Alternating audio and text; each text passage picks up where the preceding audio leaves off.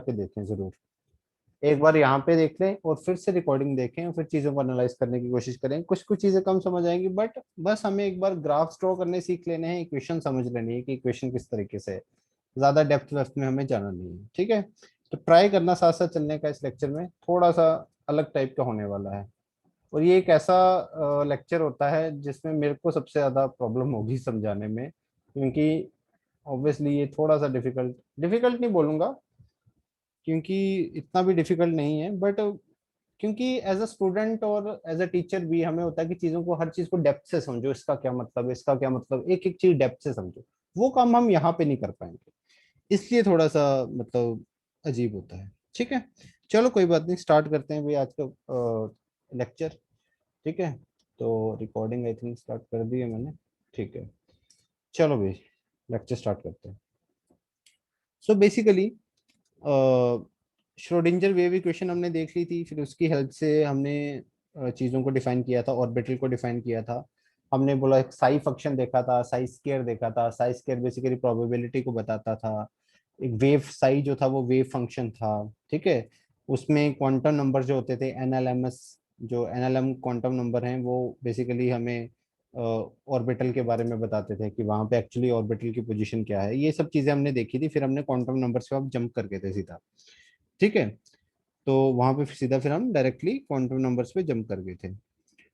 तो यहाँ पे देखते हैं।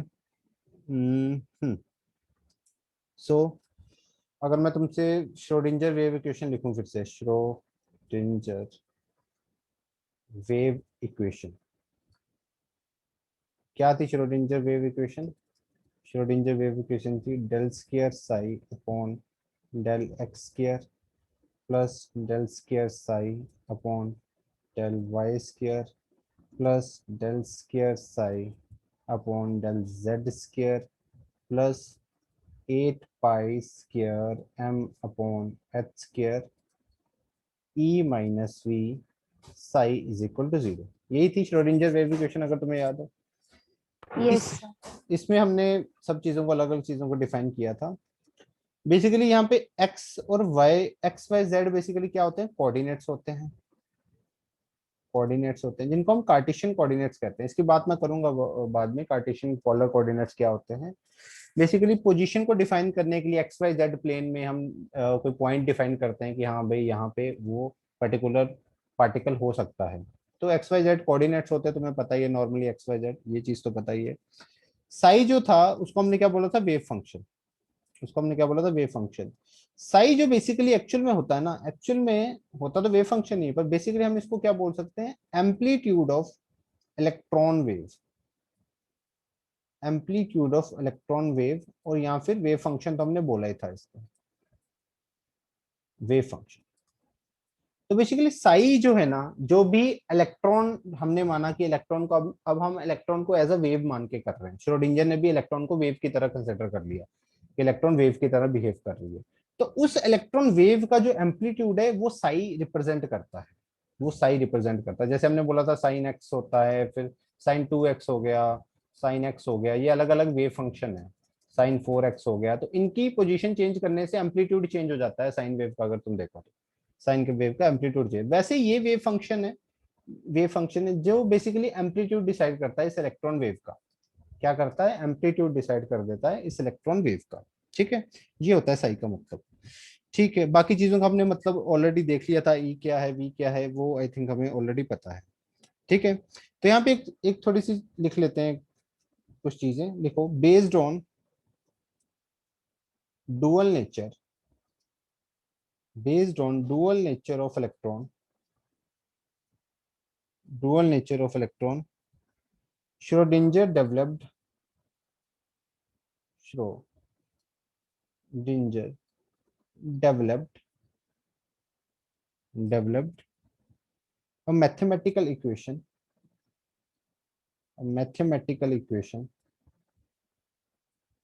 mathematical equation to describe the wave nature, to describe the wave nature, wave nature of electron consider consider consider considering the considering the considering the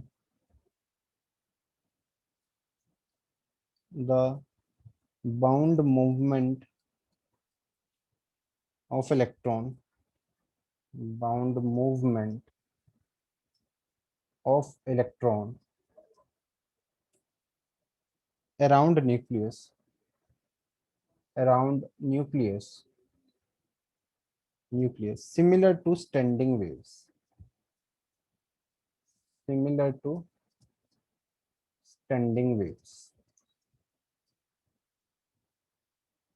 इस point को थोड़ा सा समझना। अभी तुम्हें पता नहीं होगा स्टैंडिंग वेव्स क्या होती हैं, तो ये फिजिक्स में टॉपिक जो आएगा, अभी तो कुछ नहीं आया होगा वेव के बारे में फिजिक्स में।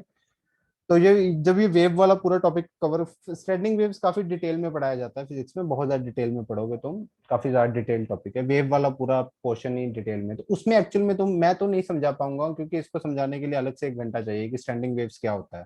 ठीक है, तो मैं तो ऑब्वियसली तुम्हें ज्यादा अच्छे से भी समझा नहीं पाऊंगा क्या होता है, पर थोड़ा सा मैं तुम्हें आइडिया दे देता हूँ स्टैंडिंग वेव बेसिकली क्या होता है।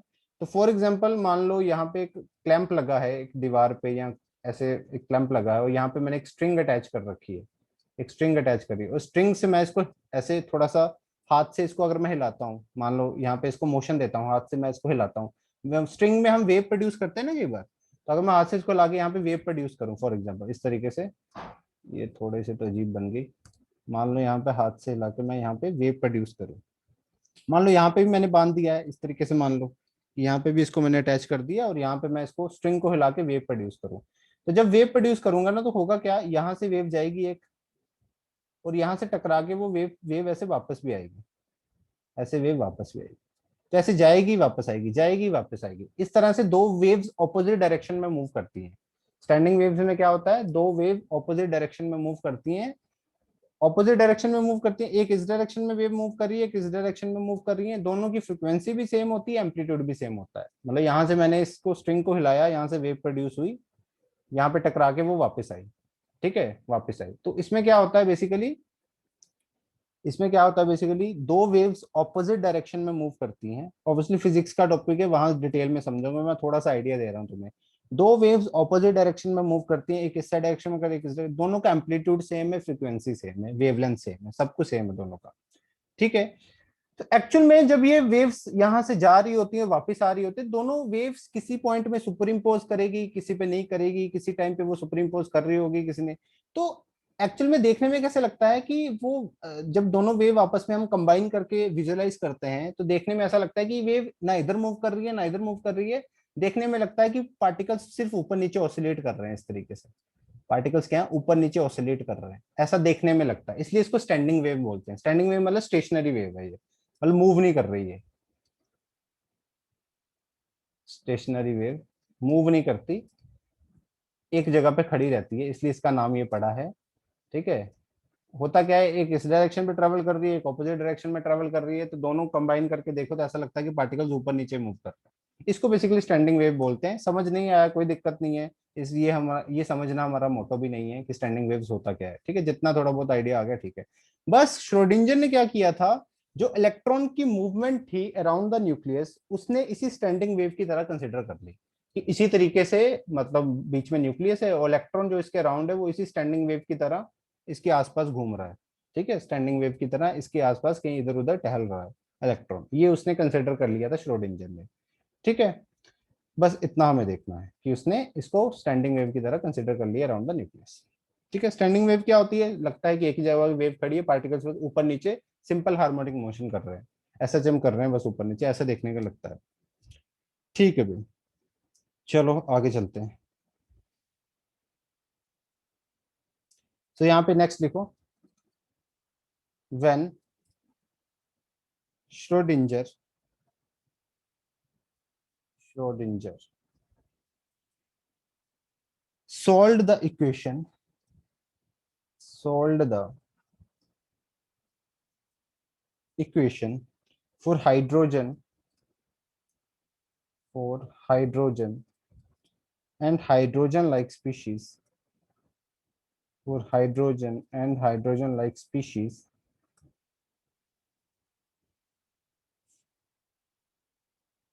for finite continuous and single valued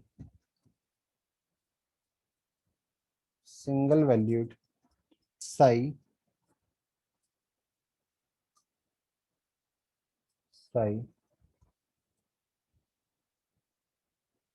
three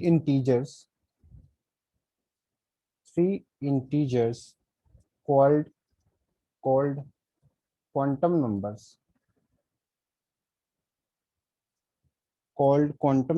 are obtained as a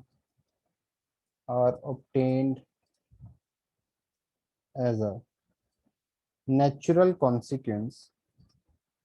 natural consequence of solution of Schrodinger wave equation. Schrodinger wave equation. ठीक है, कौन कौन से? Principal quantum number, azimuthal quantum number,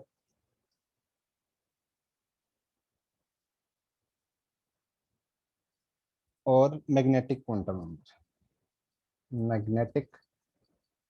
number. तो basically अब क्या बोल रहा है, जब श्रोडिंगर ने अपनी जो ये श्रोडिंगर वेव इक्वेशन थी वो हाइड्रोजन और हाइड्रोजन लाइक स्पीशीज के लिए फाइंड की फॉर फाइनाइट कंटिन्यूस और सिंगल वैल्यूड साई। ये अलग अलग टाइप के साई एग्जिस्ट करते हैं, फाइनाइट भी होते हैं, कंटिन्यूस भी होते हैं, सिंगल वैल्यूड होते हैं। क्या होते हैं इसको अभी छोड़ो, इसका हमारा कोई लेना देना नहीं है। बस मतलब फाइनाइट और कंटिन्यूस सिंगल वैल्यूड हो सकते हैं। इनके लिए जब श्रोडिंगर ने हाइड्रोजन और हाइड्रोजन लाइक स्पीशीज के लिए इक्वेशन को सॉल्व किया तो बेसिकली उसको तीन इंटीजर्स मिले as a consequence of the natural solution. मतलब उसका जब सोल्यूशन परफॉर्म किया उसने तो उसको तीन इंटीजर मिले। उन्हीं तीन इंटीजर को बेसिकली वो जो चार क्वांटम नंबर्स थे उनमें से वो तीन इंटीजर वही क्वांटम नंबर्स थे। जो स्पिन क्वांटम नंबर था वो हमें और किसी तरीके से एक्सपेरिमेंटली मिला था, वो एक डिफरेंट तरीके से मिला था। बट श्रोडिंगर वेव इक्वेशन को सॉल्व करके जो हमें तीन इंटीजर्स मिले थे, that is principal quantum number, magnetic quantum number और एजीमुथल क्वांटम नंबर। ये तीन क्वांटम नंबर हमें मिले थे श्रोडिंगर वेव इक्वेशन सॉल्व करके, जब श्रोडिंगर ने ये इक्वेशन सॉल्व की for hydrogen and hydrogen like species. तो अभी तक हमने सिंपल सा ये देखा है कि ये श्रोडिंगर वेव इक्वेशन है। उसने क्या किया, इलेक्ट्रॉन का मोशन किस तरह से कंसिडर किया, स्टैंडिंग वेव की तरह कंसिडर कर लिया अराउंड द न्यूक्लियस। दूसरी चीज, जब उसने हाइड्रोजन और हाइड्रोजन लाइक स्पीशीज के लिए सॉल्व किया इसको, तीन उसको नेचुरल कॉन्सिक्वेंस ऑफ सोल्यूशन मिले, मतलब तीन उसको सोल्यूशन मिले, तीन इंटीजर मिले एज अ सोल्यूशन, जिनको क्वांटम नंबर्स बोल दिया, प्रिंसिपल, मैग्नेटिक, एजीमुथल। स्पिन वाला हमें किसी अलग तरीके से मिला था एक्सपेरिमेंटली। तो अभी तक सिर्फ इतनी सी बात है। बोलो यहाँ तक क्लियर है सबको? Yes sir. ठीक है, यस सर। Yes sir. अभी तक हमारा मेन कुछ काम नहीं हुआ, अभी तो जब हमने इंट्रोडक्शन की है। ठीक है, यहाँ से क्वेश्चन वोश्चन कुछ नहीं बना अभी। तो अभी आगे बढ़ते हैं। हम लिखा नहीं था। हाँ लिख, सॉरी सॉरी, लिख लो यहाँ तक, लिख लो एक बार यहाँ तक।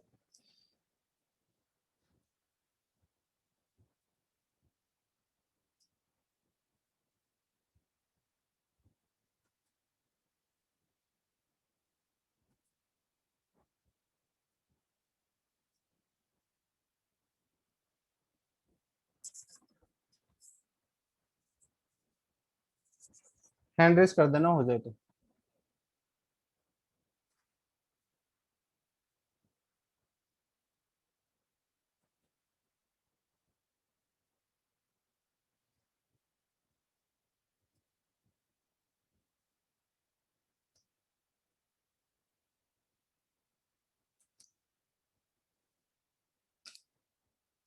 बढ़िया, आगे चलो आगे बढ़ते हैं। नेक्स्ट है श्रो Schrodinger wave equation can be solved more easily in spherical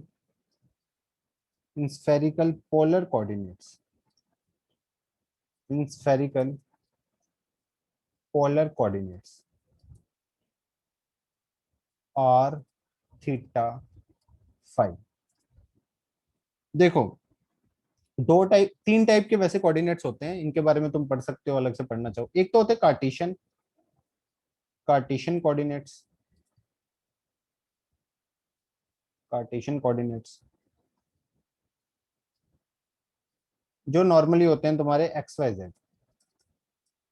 Cartesian coordinates को होते हैं नॉर्मली जो तुम एक्स वाई जेड में डिफाइन करते हो, x y x axis y axis z axis में अगर किसी पॉइंट को डिफाइन करते हो, that is normally Cartesian coordinates होते हैं, जो तुमने छोटी क्लासेस में भी किया होगा, ठीक है। फिर एक स्फेरिकल कोऑर्डिनेट्स होते हैं और एक सिलेंड्रिकल कोऑर्डिनेट्स भी होते हैं, उनके बारे में हमें बात नहीं करनी, तुम पढ़ना चाहो अलग से पढ़ सकते हो कि स्फेरिकल कार्टेशियन एक सिलेंड्रिकल कोऑर्डिनेट्स भी होते हैं, सिलेंड्रिकल कोऑर्डिनेट उनके बारे में हमें नहीं देखना यहाँ पे। Spherical polar coordinates, spherical polar coordinates ये होते हैं आर थीटा फाइव। तो बेसिकली इसका मतलब क्या है, यहाँ पे इतना समझो अभी फिलहाल कि श्रोडिंगर वेव इक्वेशन को हम ज्यादा इजीली सॉल्व कर सकते हैं स्फेरिकल पोलर कोऑर्डिनेट्स में rather than Cartesian coordinates. Spherical polar coordinates में ज्यादा इजीली सॉल्व कर सकते हैं। अब इसका भी मैं मतलब समझाता हूँ, बेसिकली क्या है, इसको ग्राफ की हेल्प से समझने की कोशिश करते हैं स्फेरिकल पोलर कोऑर्डिनेट्स है क्या। तो यहाँ पे एक ग्राफ ड्रॉ करो, इसको थोड़ा आप ध्यान से समझना। ये ग्राफ है इस तरीके से, फॉर एग्जांपल ये जेड एक्सिस है, ये वाई एक्सिस है, और एक्स एक्सिस, ये जो एक्स एक्सिस है ये बेसिकली तुम्हारे सामने आ रही है, ठीक है। ये जिस भी स्क्रीन में तुम देख रहे हो स्क्रीन से बाहर आ रही है, ठीक है, ऑब्वियसली बाहर आएगी ना। एक एक्सिस बाहर, क्योंकि तीनों म्यूचुअली परपेंडिकुलर होती हैं, तो एक ये बाहर की तरफ आती है, जिसको हम इस तरीके से शो कर देते हैं। तीन एक्सिस है हमारे पास। फॉर एग्जाम्पल यहाँ पे एक पॉइंट पी है, यहाँ पे एक कहीं पॉइंट पी है फॉर एग्जाम्पल। यहाँ से जो इस ओरिजिन से इसका डिस्टेंस है, तो ना पेन टैब से बहुत मुश्किल होगा बनाना, फिर भी ट्राई करेंगे। ओरिजिन से अगर यहाँ पे मैं ज्वाइन करता हूँ, तो ये डिस्टेंस फॉर एग्जांपल आर है, ये डिस्टेंस फॉर एग्जांपल क्या है, आर है। यहाँ से जेड एक्सिस के साथ जो इसका एंगल है वो है थीटा, जेड एक्सिस के साथ जो एंगल है वो है इसका थीटा, ठीक है। हाँ, अब देखो एक और पॉइंट यहाँ पे लेते हैं, यहाँ पे लिया एक point which is P dash. ये पॉइंट जो मैंने लिया है ना, ये देखो मैंने कहाँ पे लिया है, इसको मैं समझाने की कोशिश करता हूँ इस तरीके से। एक सेकंड रुकना बस। ये जो पी डैश पॉइंट लिया है ना, ये मैंने लिया एक्स वाई प्लेन में। देखो एक तो हो गया जेड वाई प्लेन, जो तुम्हारा स्क्रीन है वो इस वक्त जेड वाई प्लेन है, जो तुम्हारी स्क्रीन है वो that is a z y plane. But उसी स्क्रीन के एक परपेंडिकुलर प्लेन लोगे जो कि एक्स वाई एक्सिस पे आ रहा है, एक्स एक्सिस बिल्कुल सामने आ रही है तुम्हारे, तो एक्स वाई एक्सिस पे भी एक प्लेन आएगा ना परपेंडिकुलर।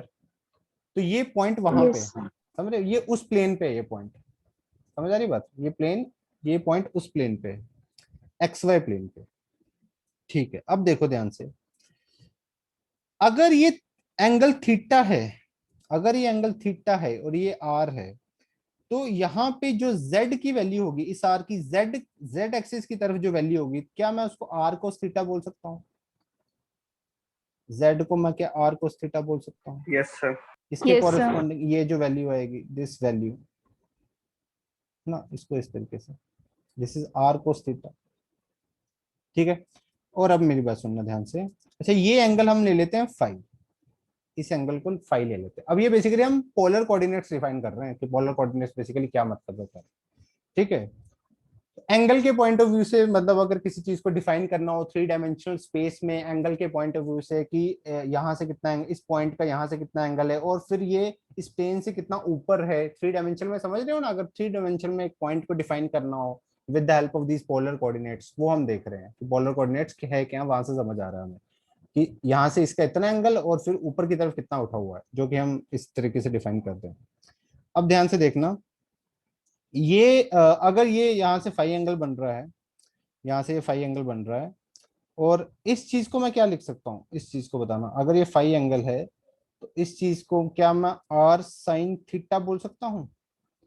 अगर ये आर कोस थीटा था, यहाँ से आर कोस थीटा था, तो यहाँ पे इस चीज को आर साइन थीटा बोल सकता हूँ, ये वाली चीज को, इस पॉइंट को मैं क्या बोल सकता हूँ, आर साइन थीटा।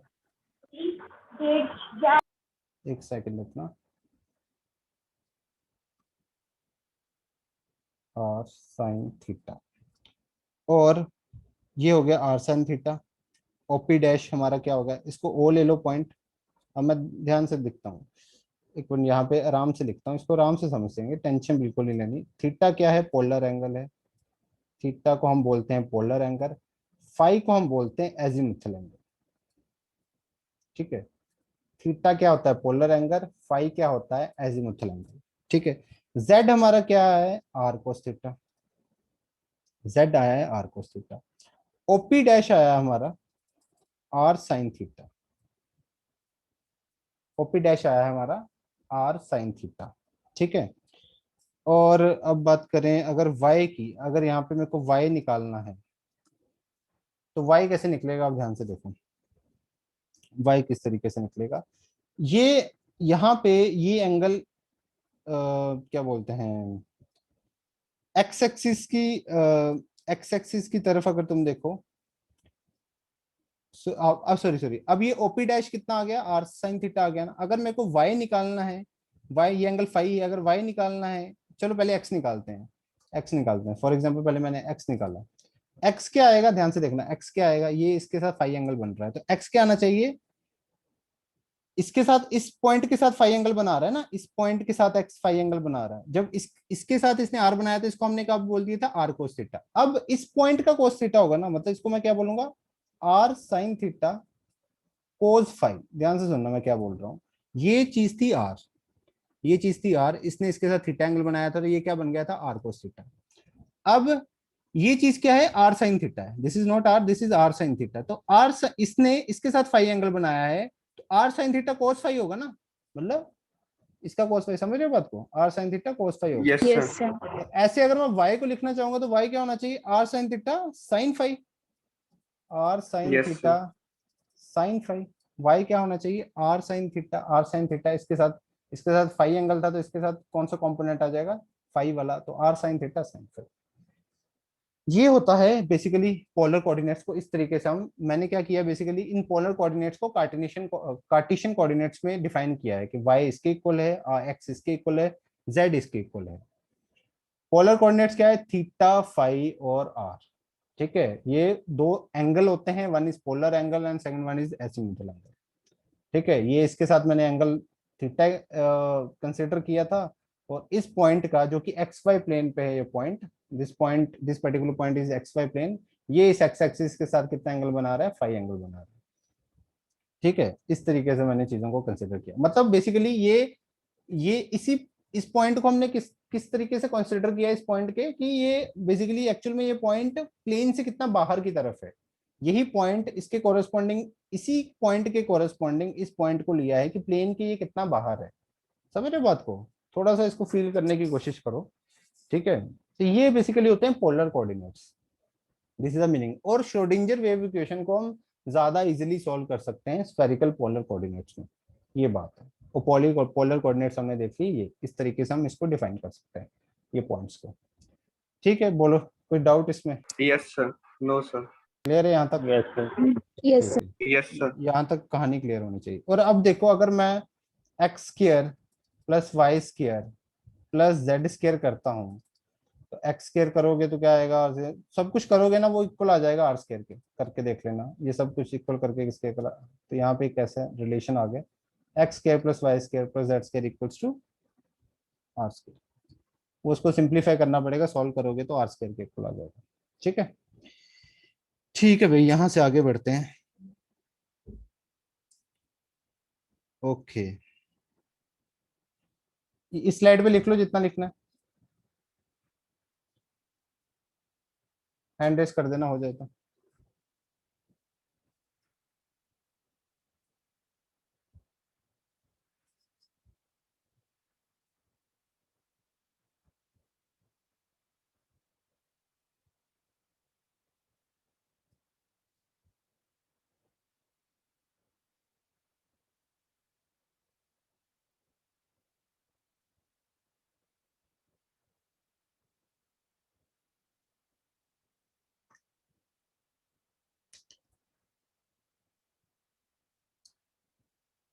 बढ़े आगे। चुमर ने Yes, तो sir. ठीक है चलो, ठीक है। अब लिखो when Schrödinger equation is solved for hydrogen atom. इसने भी बेचारे ने सिर्फ हाइड्रोजन एटम और हाइड्रोजन लाइक स्पीशीज के लिए सॉल्व की थी, स्पेसिफिकली मेनली हाइड्रोजन के लिए सॉल्व की थी। बाकियों के लिए इस इक्वेशन को सॉल्व करना इज नेक्स्ट टू इम्पॉसिबल वाला सीन था, बहुत मुश्किल है। तो when Schrödinger equation is solved for hydrogen atom for psi, then obtained values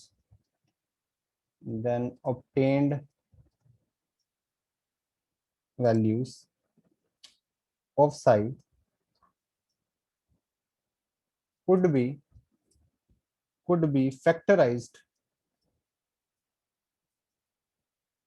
factorized into two parts,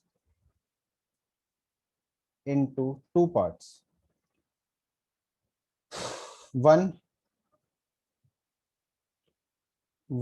containing only radial distance r,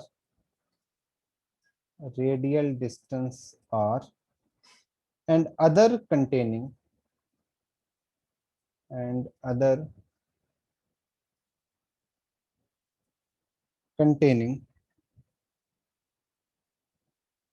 theta phi.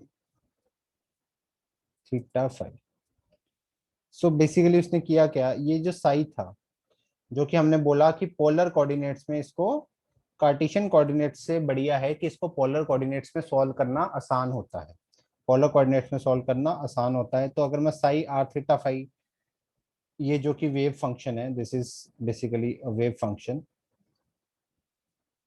Wave, एक second, wave function.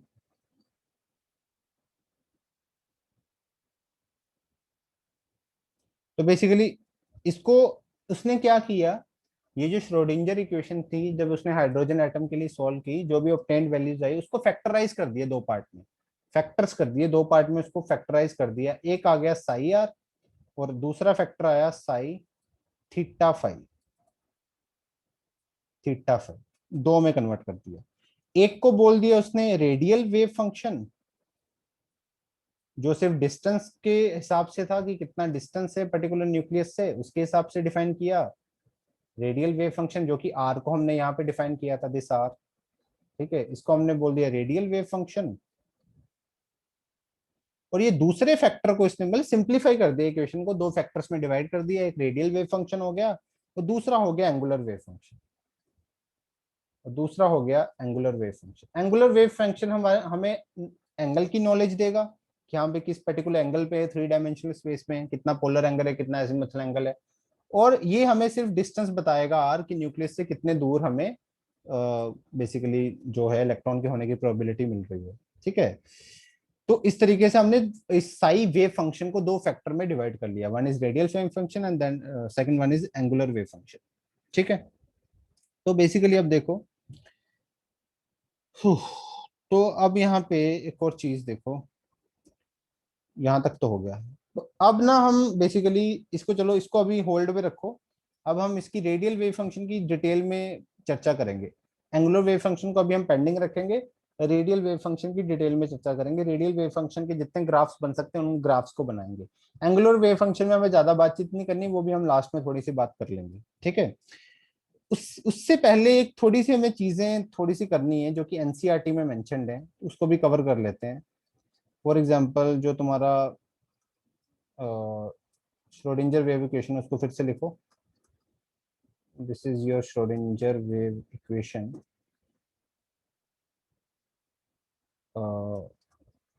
Del y square plus del square phi psi del z square plus 8 pi square m upon h square E minus V into psi equals to 0, ये equation थी। अच्छा, एक मतलब इसका ना relation NCERT में दे रखा है कि तो मेंस वाले जो होते हैं वो तुम्हें पता ही है, एनसीईआरटी की एक एक लाइन इंपॉर्टेंट हो चुकी है, कहीं से भी कुछ भी उठा के दे देते हैं वो एनसीईआरटी से। मतलब एनसीईआरटी की अगर मेंस हमें बढ़िया करना है तो एनसीईआरटी की एक एक लाइन रटी होनी चाहिए, वेदर इट इज इनऑर्गेनिक में तो होना ही चाहिए, पर ऑर्गेनिक में भी। फिजिकल में थोड़ा कम होता है, बट फिजिकल में भी जैसे ये चैप्टर थोड़ा सा थ्योरेटिकल वाला था, अगर फिजिकल में भी कोई चैप्टर थ्योरेटिकल होता है ना, जैसे एक ट्वेल्थ में एक चैप्टर आएगा सरफेस केमिस्ट्री जो थ्योरेटिकल चैप्टर है, एक ये चैप्टर थोड़ा थ्योरेटिकल था, और फिजिकल में कोई थ्योरेटिकल चैप्टर तुम्हें देखने को मिलेगा नहीं। ठीक है, थोड़ा बहुत सॉलिड स्टेट मान सकते हो, बाकी सब न्यूमेरिकल बेस्ड है। तो उनमें भी एनसीईआरटी पढ़नी थोड़ी इंपॉर्टेंट हो जाती है। इनऑर्गेनिक में तो लाइन बाय लाइन एनसीईआरटी पढ़नी होती है, कहीं से भी वो कोई भी लाइन उठा के ना दे देते हैं जेई मेंस वाले, आजकल तो ये कर रहे हैं वो। ठीक है, इसलिए तो जो एनसीईआरटी में एक चीज दे रखी है उसको कवर कर लेते हैं। एनसीईआरटी में ना ये जो सब del square upon del x square, del square upon del y square, इसको एक सिंबल हम यहाँ पे इससे रिप्रेजेंट कर सकते हैं, इस साइन से, इसको भी डेल स्क्वायर बोल देते हैं। ठीक है, इसका नाम एक्चुअल में क्या होता है वो मैं बताता हूँ, साई प्लस यहाँ पे 8 pi square m upon h square, hi h square E minus V psi is equal to 0। ये वेयर दिस डेल और डेल्टा स्क्वायर जो भी है, पता नहीं अजीब सा साइन है ये, इसको बोलते हैं लैप्लेसियन लैप्लेसियन ऑपरेटर। तो जैसे तुम्हें पता है मैथ्स में डिफरेंट टाइप्स के ऑपरेटर होते हैं, जैसे प्लस माइनस भी एक तरीके का ऑपरेटर है, D by D x operator है, इंटीग्रेशन ऑपरेटर है, अलग अलग टाइप के मैथ्स में ऑपरेटर होते हैं, और कई तो हमने अब सुने ही नहीं है, कई तो तुम भी ट्वेल्थ क्लास तक भी नहीं होंगे कवर, अगर मैथ्स की कोई पीएचडी वीएचडी करेगा वो देखेगा अलग अलग। तो मैथ्स में बहुत टाइप्स के ऑपरेटर होते हैं, plus minus D by D x integration ये वो। तो ये भी एक तरीके का ऑपरेटर है जो कि इन तीनों का कॉम्बिनेशन है, del square upon del square. ये बेसिकली यहाँ पे भी क्या कर रखी है, पार्शियल डिफरेंशिएशन कर रखी है। पार्शियल डिफरेंशिएशन डिफरेंशिएशन डिफरेंशिएशन पढ़ लिया है या वो नहीं पढ़ा अभी मैथ्स में? डिफरेंशिएशन पढ़ लिया या कर वो भी लिया नहीं? सर। सर मैथ्स में नहीं, फिजिक्स में पढ़ फिजिक्स में फिजिक्स में पढ़ा है पढ़ा ना, है। फिजिक्स में इंटीग्रेशन और डिफरेंशिएशन पढ़ा है, तो वो मैथ्स वाला नहीं पढ़ा ना अभी तुमने। ठीक है, कोई बात नहीं। तो पार्शियल डिफरेंशिएशन होती है, तुम्हें पता ही होगा, जब दो वेरिएबल की हमने डिफरेंशिएशन करनी होती है, तो एक को कांस्टेंट मारते हैं फिर दूसरे की करते हैं, फिर इस तरीके से चीजें होती हैं। तो अलग अलग टाइप के ऑपरेटर होते हैं, तो ये भी एक तरीके का ऑपरेटर है जिसको हम लैप्लेसियन ऑपरेटर बोलते हैं। ये तुम्हें यही एनसीईआरटी में मेंशन इसलिए बता रहा हूँ इस चीज को। ठीक है, फिर इसको थोड़ा सा और हम डिफाइन करते हैं, जैसे जैसे एनसीईआरटी में कर रखा है। This del square psi plus 8 pi square m।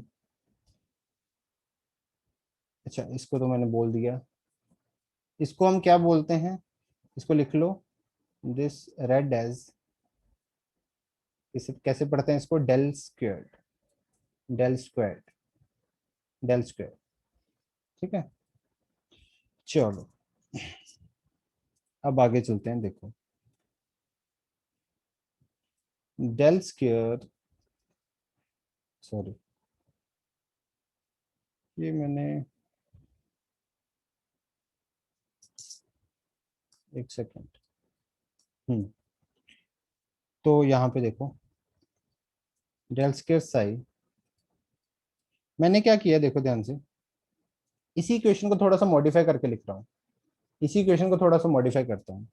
अगर मैं इस पूरी क्वेश्चन को मल्टीप्लाई कर दूं H square upon 8 pi square m से, अगर पूरी क्वेश्चन को इससे मल्टीप्लाई कर दूं एच स्क्र अपॉन 8 पाई m, 8 पाई स्क्वायर m से, तो होगा क्या, जब इसके साथ मल्टीप्लाई करूंगा तो ये कट जाएगा पूरा, तो यहाँ पे सिंपली क्या बचेगा, E minus V into psi is equal to 0। देखो इसके साथ मल्टीप्लाई किया, यहाँ तो मल्टीप्लाई हो गया, जब इसके साथ मल्टीप्लाई किया ये कट गया, और यहाँ पे इक्वल टू 0।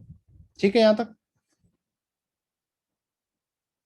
ठीक है, अब मैंने क्या किया, इसको पूरा ना माइनस के साथ मल्टीप्लाई कर दो, पूरी इक्वेशन को माइनस के साथ मल्टीप्लाई करो, तो जब नेक्स्ट पेज पे करता हूँ ये, एक बार मैं दिखा दूंगा फिर से वो पेज, एक बार मेरे को ये सॉल्व करने दो।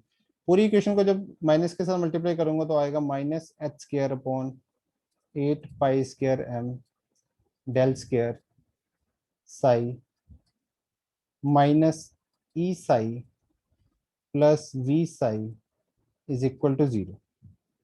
अब यहाँ पे क्या करो, ई साई को उधर ले जाओ, वो पॉजिटिव कर दो, तो यहाँ पे क्या आ जाएगा, minus h square 8 pi square m del square psi, sorry मैंने क्या किया, साई को कॉमन ले लो, साई को इन दोनों में कॉमन ले लो, प्लस वी इस टर्म में और इस टर्म में मैंने साई को क्या ले लिया, कॉमन ले लिया, और ई साई को उधर ले गया, इसको उधर ले गया तो क्या पॉजिटिव में ई साई आ गया, इस टर्म को इधर लेके आ गया, पॉजिटिव में ई साई, यहां से साई को कॉमन निकाल दिया। ठीक है, अब यहाँ पे ये जो पूरी टर्म है इसको हम बोल देते हैं H psi is equal to E psi. ये रिलेशन एक एनसीईआरटी में मेंशन्ड है बहुत अच्छे से, तो कई बार इससे कुछ आ जाए, हो सकता है एच पूछ ले, एच क्या है, एच का नाम क्या है ये पूछ ले। वेयर यहाँ पे लिखो, where h equals to minus h square upon 8 pi से, क्वेश्चन ऐसे आ सकता है कि एच एच क्या है इसमें, इस पर्टिकुलर रिलेशन में, एनसीईआरटी वाले कुछ भी पूछ सकते हैं, तो ध्यान रहे। ये आ गया, और इसका एक नाम भी होता है एच, ये भी एक तरीके का ऑपरेटर है, इसको बोलते हैं हैमिल्टोनियन ऑपरेटर, हैमिल्टोनियन ऑपरेटर। तो ये भी एक मैथमेटिकल ऑपरेटर है, हैमिल्टोनियन ऑपरेटर। ठीक है, तो एक बार मैं बता दूं इसको फिर से कैसे किया है। ये रिलेशन था, इसको लैप्लासियन ऑपरेटर बोलते हैं, याद रखना, डेल स्क्वायर रेड करते हैं। इसको मैंने क्या किया, पूरी इक्वेशन को h square upon 8 pi square m से मल्टीप्लाई किया, ये कट गया, ये यहाँ पे आ गया, फिर मैंने क्या किया, माइनस ले लिया पूरी इक्वेशन में, ये माइनस हो गया, ये वाला पॉजिटिव हो गया, इसको ओपन कर दिया ना साथ में इसको ओपन कर दिया, तो ये V5 पॉजिटिव हो गया, ये ई साई, वी साई पॉजिटिव हो गया, ई साई नेगेटिव हो गया, फिर ई साई को माइनस ई साई को उधर ले गया तो ई साई पॉजिटिव हो गया, यहाँ पे साई को कॉमन ले लिया, इसको एच बोल दिया, और ये एच है विच इज हैमिल्टोनियन ऑपरेटर। बोलो कोई डाउट यहाँ तक,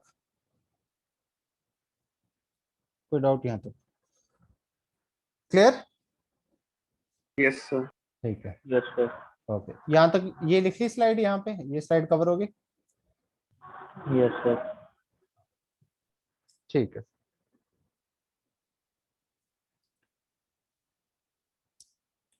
अब हम ग्राफ्स पे आते हैं, अब हम करेंगे ग्राफ्स ड्रॉ, इसको हेडिंग दे दो। अब मेन काम स्टार्ट होगा, जिसमें मेंस में भी क्वेश्चन बन सकता है, जिसमें प्रोबेबिलिटी कर्व्स, मेंस में आने के वैसे चांसेस कम है, बट फिर भी प्रोबेबिलिटी कर्व्स। तो ये बेसिकली अभी हमने क्या डिफाइन किया, ये जो साई है having polar coordinates r theta phi is equal to, उसके दो फैक्टर बना लिए थे, one is psi r into psi theta phi, sorry यहाँ पे क्या लिखना था, थीटा फाई, इसको हमने क्या बोला था, radial wave function, this is radial wave function and this one is angular wave function, angular wave function। ठीक है, और ये क्या है, नॉर्मल वेव फंक्शन, जिसको हमने क्या बोला, एम्पलीट्यूड ऑफ इलेक्ट्रॉन वेव। इतनी चीजें हमने अभी तक कवर कर ली। अच्छा, अगर मैं साई स्क्वायर करूं, क्योंकि एक्चुअल प्रोबेबिलिटी के बारे में कौन बताता है, साई स्क्वायर, साई तो is just a wave function, ठीक है, वो तो एक वेव फंक्शन है, बट प्रोबेबिलिटी के बारे में कौन बताता है कि where is the probability of finding the electron, वो साई स्क्वायर बताता है। तो साई स्क्वायर अगर मैं करूंगा r theta phi is equal to, इसका स्क्वायर हो जाएगा psi square r into psi square theta phi. ठीक है, यहाँ तक। तो अब बेसिकली हम क्या करेंगे, अब ये जो टर्म है, इस टर्म को हम बोलते हैं प्रोबेबिलिटी डेंसिटी। ये हमें प्रोबेबिलिटी डेंसिटी बताती है भी किस जगह पे probability of finding the electron ज्यादा है कम है, कहाँ पे प्रोबेबिलिटी की डेंसिटी ज्यादा है, इलेक्ट्रॉन के मिलने की प्रोबेबिलिटी की डेंसिटी ज्यादा है। तो this term is called, Sai square को हम बोलते हैं प्रोबेबिलिटी डेंसिटी। ये टर्म बन जाएगी, इस टर्म का नाम हो जाएगा रेडियल प्रोबेबिलिटी डेंसिटी। वहां पे क्या था, रेडियल वेव फंक्शन था, यहाँ पे क्या बन जाएगी, रेडियल, एक तो प्रोबेबिलिटी की स्पेलिंग में हर जगह गलत लिखता रहता हूँ, सॉरी, प्रोबेबिलिटी,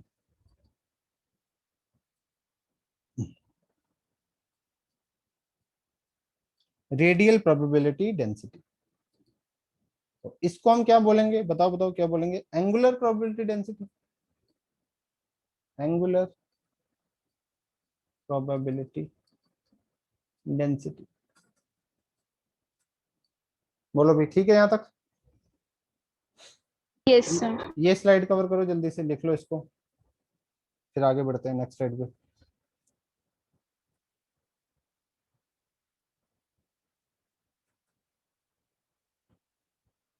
हैंड रेस कर दो, हो गया तो।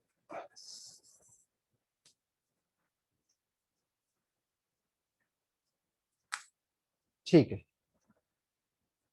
नेक्स्ट स्लाइड पे चलते हैं।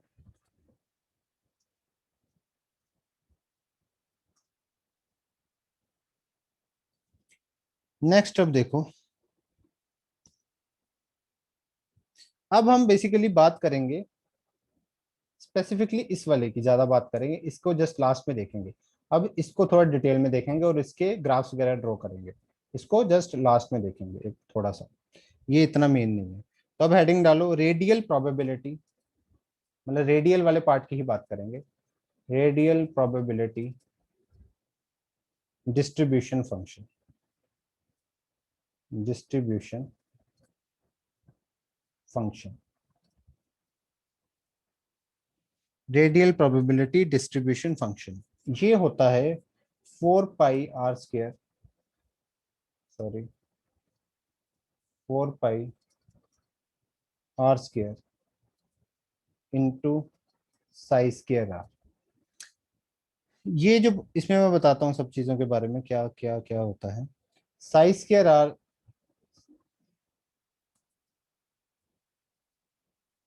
साई²r ये क्या है? Radial probability density, radial probability density, that is radial radial probability, radial probability of finding electron, of finding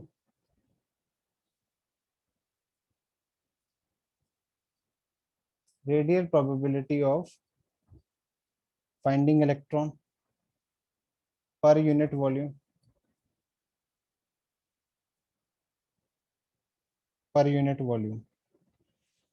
देखो साइज के आर क्या होता है? Radial probability density, radial probability of finding electron per unit volume. Per unit volume कितनी radial probability है electron के find करने की, प्रोबेबिलिटी पर यूनिट वॉल्यूम कितनी है, इसको बोलते हैं साइज के आर, पर यूनिट वॉल्यूम कितनी है।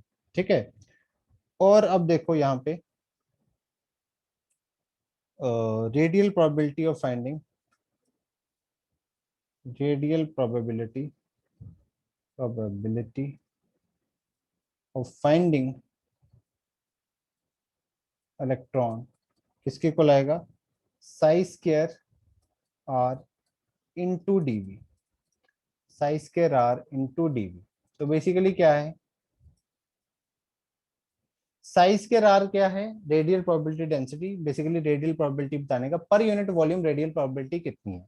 तो पर यूनिट वॉल्यूम तो है साई² आर, पर यूनिट वॉल्यूम है साई² आर इनटू अगर मैं डीवी कर दूं तो बेसिकली क्या आ जाएगा? उस डीवी क्या है? एक स्मॉल पोर्शन ऑफ वॉल्यूम, एक मतलब बिल्कुल स्मॉल सा वॉल्यूम है डीवी। उसके लिए अगर मेरे को फाइंड करना है, पर यूनिट वॉल्यूम इतनी है और इसके लिए फाइंड करना है तो कितना आ जाएगा? इनटू डीवी आ जाएगा। इसके लिए फाइंड करना है तो इनटू क्या आ जाएगा? डीवी आ जाएगा सिंपली। ठीक है, अब देखो आगे, नेक्स्ट आगे बढ़ते जाओ। एक बार मैं थोड़ा सा मेरे साथ साथ साथ चलो, फिर मैं चीजों को अगर कोई डाउट होगा तो क्लियर कर दूंगा। Radial probability of finding electron, of finding electron, finding electron in a shell of, in a shell of thickness r, thickness r, sorry thickness r क्यों लेंगे? थिकनेस बहुत ही छोटी सी थिकनेस ले रहे हैं, डी आर, बहुत ही छोटी सी थिकनेस लेंगे D R eight a radial distance r, eight a radial distance r। देखो ध्यान से, क्या करूंगा, यहाँ पे सपोजिंगली न्यूक्लियस है तुम्हारा, वहां से आर डिस्टेंस पे, ये आर डिस्टेंस पे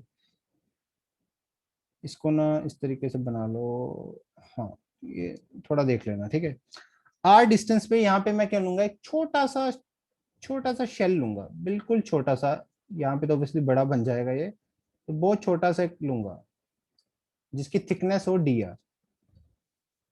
ठीक है, ये इसको थोड़ा देख लेना, इससे सही नहीं बन रहा बट वो देख लेना। ये एक छोटा सा लूंगा शेल जिसकी थिकनेस कितनी है, ये इसकी थिकनेस कितनी है भाई, D R, D R. So radial probability of finding electron in a shell of thickness dr at a distance r, तो यहाँ न्यूक्लियस से रेडियल डिस्टेंस r पे यहाँ पे एक शेल लिया जिसकी थिकनेस dr है, ठीक है, जिसकी थिकनेस dr है। अब देखना, अगर मैं मान लो फाइंड करना चाहता हूँ इस पर्टिकुलर शेल पे प्रोबेबिलिटी, इस पर्टिकुलर शेल में अगर प्रोबेबिलिटी फाइंड करना चाहता हूँ तो कैसे करूंगा, what is psi square r, psi square r is the radial probability of finding electron per unit volume. ये क्या है, radial probability of finding the electron per unit volume, per unit volume electron find करने की probability है size square are. तो पर unit volume इतनी है, तो अगर मैं इस शेल के लिए फाइंड करना चाहता हूं तो मेरे को वी शेल मल्टीप्लाई करना पड़ेगा, volume of this shell multiply करना पड़ेगा। मेरे को क्या करना पड़ेगा, volume of this shell multiply करना पड़ेगा। अब देखो वॉल्यूम शेल का, इस शेल का वॉल्यूम क्या होगा, इस पर्टिकुलर शेल का वॉल्यूम क्या होगा, 4/3 पाई। इसका रेडियस कितना है, सॉरी, इसका वॉल्यूम कैसे फाइंड करूंगा, यहां से लेके यहां तक ले लो एक, यहां से लेके यहां तक ले लो पूरा स्फीयर, फिर यहां से लेके यहां तक ले लो, यहां से लेके यहां तक जो पूरा होगा उसका रेडियस कितना होगा, आर प्लस डी आर। पूरा यहां से लेके यहां तक होगा वो आर प्लस डी आर होगा, तो यहाँ पे 4/3 R + dr² माइनस 4/3 πr³। अगर मैं इस बड़े वॉल्यूम से यहां से लेके यहां तक जो बड़ा स्फीयर बनेगा उसके वॉल्यूम में से इस छोटे वाले स्फीयर के वॉल्यूम को माइनस कर दूं तो मेरे को इस शेल का वॉल्यूम मिल जाएगा। बोलो भाई, मेरे को इस शेल का वॉल्यूम मिल जाएगा, सही बोल रहा हूँ यहाँ तक। तो मैं इस वी शेल Yes, को sir. निकालना चाहता हूँ तो 4/3 πr + dr³ माइनस 4/3 πr³ कर सकता हूँ। अब देखो यहाँ पे इसको थोड़ा सॉल्व करो, यहाँ पे क्या करते हैं, यहाँ पे लिख लो V shell is equal to 4/3 common निकाल लो, 4/3 पाई कॉमन निकाल लो, इसको अब सॉल्व करना है, वो करो। आर प्लस डी आर का क्यूब करूंगा तो a cube, a plus b का होल क्यूब क्या होता है, a cube plus b cube plus 3ab, 3r × dr into a plus b, ये होता है ना ए प्लस उसका क्यूब, माइनस यहाँ पे क्या आ जाएगा, r³। 4/3 पाई कॉमन निकाला, इसका होल क्यूब ओपन कर दिया, माइनस r³। बोलो यहाँ तक कोई दिक्कत, इस r³ से ये r³ कैंसिल, इस r³ से ये r³ कैंसिल, ठीक है। इसको करो ओपन, इसको करो ओपन, इसको ओपन करके नेक्स्ट स्लाइड पे लिखते हैं। देखो V shell, volume of this shell 4/3 pi, क्या आ जाएगा, डी आर का क्यूब प्लस उसको ब्रैकेट के साथ मल्टीप्लाई करेंगे तो क्या बनेगा, 3r² dr। यहाँ पे देख लो, इसके साथ मल्टीप्लाई करेंगे तो 3r² dr, इसके साथ करेंगे 3r dr², 3r dr²। सही है यहाँ तक, बोलो। अब देखो, सिंस dr बहुत ही छोटा है, हमने बहुत छोटी सी थिकनेस ली है, dr is very small, so ignore dr³ and dr² terms. भाई अगर ये dr बहुत ही छोटा है तो ऑब्वियसली dr³ को हम इग्नोर कर सकते हैं, dr का क्यूब बहुत छोटा होगा, इसको इग्नोर कर सकते हैं, और dr² को भी इग्नोर कर सकते हैं, इन दोनों टर्म्स को इग्नोर कर सकते हैं because dr is very very small. मान लो dr होगा 10⁻⁻10 मीट 10⁻⁻10 मीटर होगा मान लो, इसका स्क्वायर करेंगे तो ये क्या बन जाएगा, 10⁻⁻20 मीटर, तो बहुत ही छोटा है, वे निग्लेक्ट कर सकते हैं इसको, ठीक है। क्यूब तो और छोटा हो जाएगा, तो इस इन टर्म्स को हम क्या कर सकते हैं, निगलेक्ट कर सकते हैं। तो इन टर्म्स को निगलेक्ट करेंगे तो क्या बनेगा, finally V shell is equal to 4/3 pi into, क्या यहाँ पे इसको निगलेक्ट कर दिया हमने, ये खत्म और यहाँ से ये खत्म, तो बच्चा क्या, 4/3 पाई 3r² dr। ठीक है, ये बचा 3r²dr। तो अब यहाँ पे ये किसके इक्वल आ गया, 4/3 से 3 कैंसिल, तो 4/3 pi r²। This is the volume of shell. तो अब यहाँ पे अगर तुम लिखोगे रेडियल प्रोबेबिलिटी, सर 3 तो कैंसिल आउट हो गया है ना, 3 क्यों आएगा?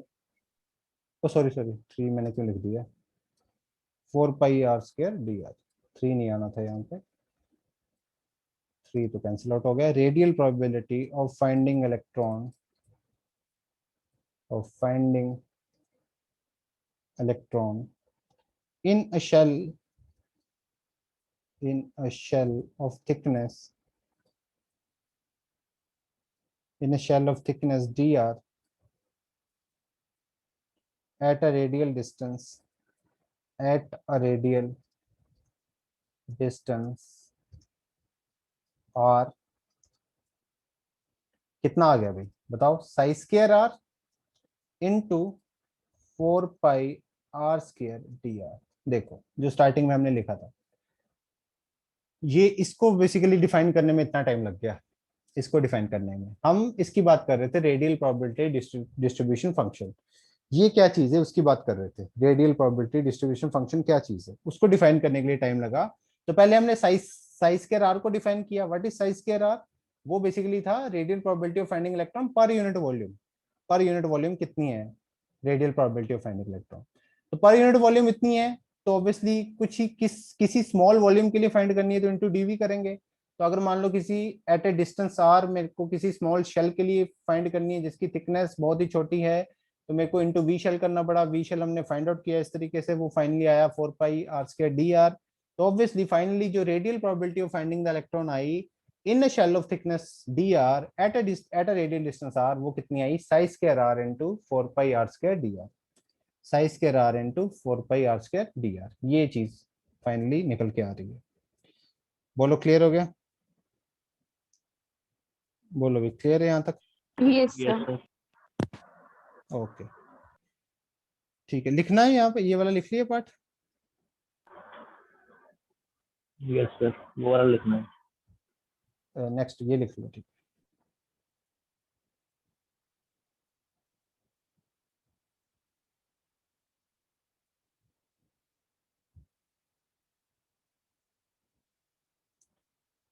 ठीक है भाई, यहाँ तक हम पहुंच गए। यहाँ पे आगे एक और चीज लिखो,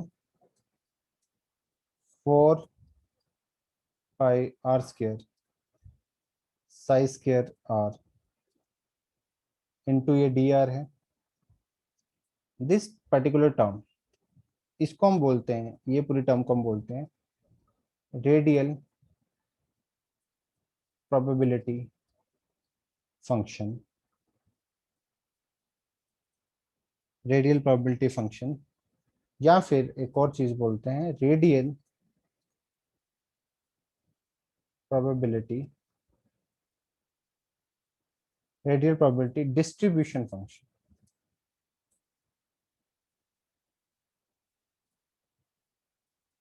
ठीक है, इसी चीज को हम बोलते हैं, इसी चीज को हम बोलते हैं रेडियल प्रोबेबिलिटी फंक्शन या रेडियल प्रोबेबिलिटी डिस्ट्रीब्यूशन फंक्शन, ये जो चीज थी। ठीक है, चलो भाई अब ग्राफ्स को स्टार्ट करेंगे। अगर मान लो मेरे को, फॉर एग्जांपल मेरे को टोटल रेडियल प्रोबेबिलिटी निकालनी है, total radial probability of finding electron, of finding electron in a sphere of radius r निकालना हो, in a sphere of radius r। तो यहाँ तो मैंने क्या किया, एक बहुत ही छोटा सा शेल लिया जिसकी थिकनेस dr थी, उसमें बेसिकली रेडियल प्रोबेबिलिटी निकाली इलेक्ट्रॉन की। तो अगर मान लो एक पूरे स्फीयर में निकालनी हो मेरे को, इस पूरे स्फीयर में निकालने, मतलब यहाँ पे पूरे में मेरे को निकालनी है कि इलेक्ट्रॉन के होने की प्रोबेबिलिटी कितनी है, जिसका r रेडियस है। तो वो कैसे निकाल सकता हूँ, अगर टोटल रेडियल प्रोबेबिलिटी निकालनी है for finding electron in sphere of radius r, तो what we can do, I can use integration, तुमने फिजिक्स में सीखा ही होगा। तो अगर मैं इसको इंटीग्रेट कर दूं इस रिलेशन को फ्रॉम, इसमें स्पेस कम है और इसको नेक्स्ट में लिखता हूँ, अगर मैं इसको इंटीग्रेट कर दूं कहाँ से लेके कहाँ तक, 0 to r से, 0 to r से इंटीग्रेट कर दूं इस रिलेशन को, 4 pi r² psi square r, dr को इंटीग्रेट कर दो 0 से r, तो मेरे को क्या मिल जाएगा, टोटल रेडियल प्रोबेबिलिटी मिल जाएगी for finding electron in a sphere of radius r। समझ गए बात को? चलो ठीक है भाई, ये हो गया स्लाइड वाला।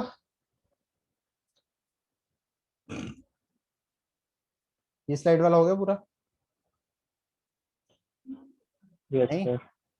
Yes sir. हो गया, ठीक है ठीक है। अब भाई हम करेंगे ग्राफ्स ड्रॉ, जो कि तुम्हें बहुत मजा आएगा ड्रॉ करने में। अब खेल स्टार्ट होगा। So to draw psi r, क्या करना है, साई आर वर्सेस आर का ग्राफ ड्रॉ करना है, एक psi square r versus r का ड्रॉ करेंगे, 4 pi r² psi square r का ड्रॉ करेंगे versus r, for various orbitals, अलग अलग ऑर्बिटल्स के लिए इन सब का ग्राफ ड्रॉ करेंगे। ठीक है, अब देखो इन जनरल एक मैं इक्वेशन लिख रहा हूँ, ये बहुत इंपॉर्टेंट है, इसको वेरी इंपॉर्टेंट मार्क करके लिख लो। ये इक्वेशन रट्टा मार लेना, इसको अच्छे से याद कर लेना। Psi r equals to k r की power l into a polynomial of r with degree n minus l minus 1 into e की power minus r upon k dash. ये के और के डैश क्या है, कुछ कांस्टेंट है, कुछ भी हो सकते हैं, हमें नहीं पता के और के डैश, ठीक है, कुछ कांस्टेंट है। ये इस इक्वेशन को अच्छे से तुम्हें रट्टा मारना है, इसी इक्वेशन से बेसिकली सारे ग्राफ बनेंगे। इसी इक्वेशन से सारे, क्या इक्वेशन है, के कोई कांस्टेंट है, आर की पावर एल, आर की power L, what is L, L क्या है यहाँ पे, एल क्या है यहाँ पे बताओ,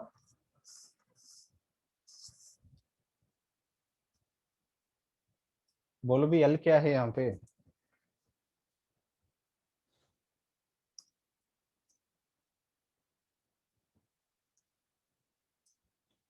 भाई एल इतनी जल्दी भूल गए? Sir azimuthal quantum number.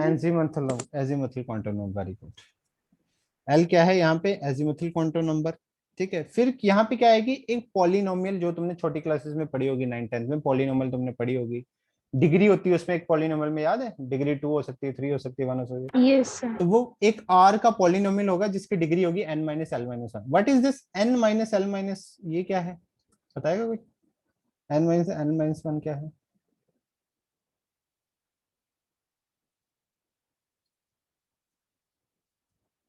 हद होगी, this is azimuthal quantum number. ये नहीं याद आ रहा तुम्हें, radial sir node, radial node. Radial note. Radial node, very good. ये क्या है, radial node.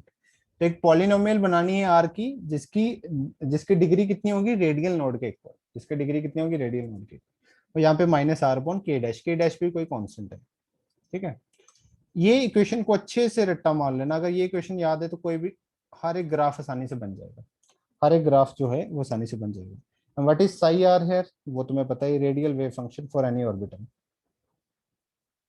Radial wave function for any orbital, for any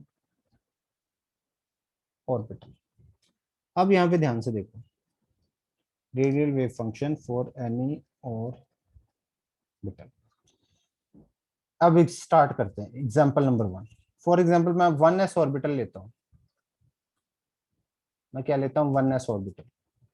1s orbital के लिए एल की वैल्यू 0 और रेडियल नोड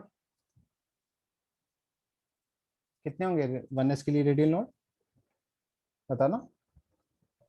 सर 0। 0 होंगे very, zero. Because n minus l minus one लगाओगे तो ये भी कितना आ जाएगा 0 ही आ जाएगा, क्योंकि 1 माइनस 0 माइनस 1 ये भी कितना आ गया 0, रेडियल नोड 0।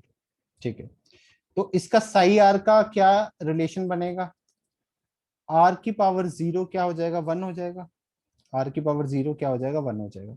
रेडियल नोड क्या है 0 यस है, सर। तो कोई पॉलिनोमियल है जिसका बेसिकली जिसमें डिग्री 0 होगी तो आर के पास 0, वो भी आर तो आएगा नहीं, फिर मतलब आर 0 1 ही हो गया, क्योंकि आर के पास 0 होगी तो वो भी 1 हो जाएगा।